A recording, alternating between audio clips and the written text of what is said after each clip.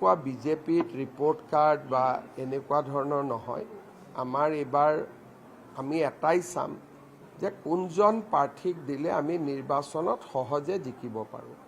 কাৰো report card চাই কোনোবাক বেয়া বুলি কোৱাৰ আমাৰ অধিকাৰ নাই, কাৰণ অসমৰ প্ৰত্যেকটো সমষ্টিতে ভাবিব নোৱাৰা কাম হৈছে। কোনো এটা সমষ্টি নাই য'ত অন্ততঃ 200 কিলোমিটাৰ ৰাস্তা পকী হোৱা নাই। কোনো এটা সমষ্টি নাই য'ত নেকি 40,000 বা 30,000 মহিলাই অৰুণোদয় আঁচনি পোৱা নাই। গতিকে কাৰো কাম বেয়া বুলি আমি পৰিৱৰ্তন কৰিব নোৱাৰোঁ, কিন্তু সমষ্টি পৰিৱৰ্তন হৈছে, ST চিট পৰিৱৰ্তন হৈছে, শিডিউল কাষ্ট চিট পৰিৱৰ্তন হৈছে। গতিকে স্বাভাৱিকতে কিছু নতুন মুখ আহিব, কিন্তু কোনো ৰিপৰ্ট কাৰ্ড আদি চোৱাৰ কথা নাই।